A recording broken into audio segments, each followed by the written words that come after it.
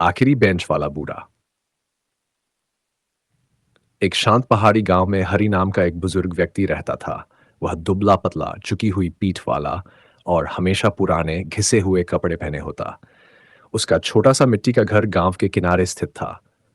लोग उसे अक्सर अनदेखा कर देते। उन्हें लगता था कि वह बस एक असहाय गरीब बूढ़ा आदमी है जिसके पास जीवन में अब कुछ नहीं बचा। हर सुबह हरि गांव के सरकारी स्कूल जाया करता था। जब बच्चे अपनी कक्षाएं समाप्त कर घर चले जाते तब वह चुपचाप कक्षा में जाकर सबसे पीछे वाली बेंच पर बैठ जाता। शिक्षक उसे कुछ नहीं कहते। वह न किसी से बात करता, न कोई परेशानी खड़ी करता।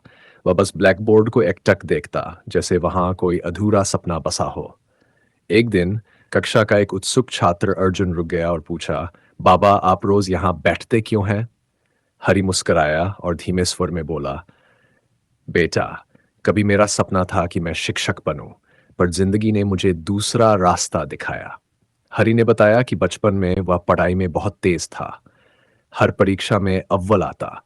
लेकिन जब उसके पिता का निधन हुआ तो उसे स्कूल छोड़ना पड़ा। घर चलाने के लिए उसने खेतों में काम किया, फिर मजदूरी की और दिन रात मेहनत करता रहा ताकि अपनी माँ और छोटे भाई बहनों का पेट भर सके। सपने धीरे धीरे धुंधले पड़ते गए, लेकिन पढ़ाई और जान से उसका प्रेम कभी कम नहीं हुआ। अब, हरि ने कहा, यह कक्षा मेरे लिए एक मंदिर जैसी है। यहाँ बैठकर मुझे लगता है कि मेरा सपना अब भी कहीं जीवित है। जिंदगी ने भले मुझे मौका नहीं दिया, लेकिन मैं उसे भूलना नहीं चाहता। अर्जुन की आंखें भर आईं। अगली शाम वह अपनी कॉपी और पेंसिल लेकर हरि के पास आ बैठा। हरि ने उसे पढ़ाना शुरू किया, न सिर्फ गणित और विज्ञान, बल्कि जीवन के गहरे पाठ भी।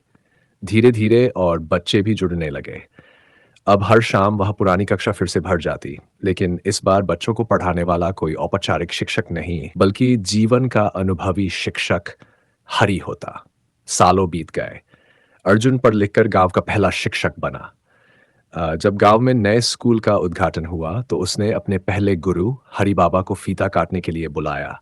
हरि कांपते हाथों से फीता काटते हुए भावुक हो गए। उनकी आंखों में आंसू थे, लेकिन चेहरा गर्व से दमक रहा था। मैं जिंदगी भर आखिरी बेंच पर बैठा, उन्होंने कहा, पर आज मैं सबसे आगे खड़ा हूं।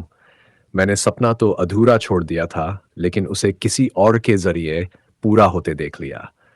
याद रखना बेटा, कभी मत सोचना कि बहुत देर हो गई है। अगर तुम्हारे पास कुछ नहीं भी हो तब भी तुम उम्मीद बांध सकते हो। सपने भले अधूरे रह जाएं, लेकिन उनके बीज कभी नहीं मरते।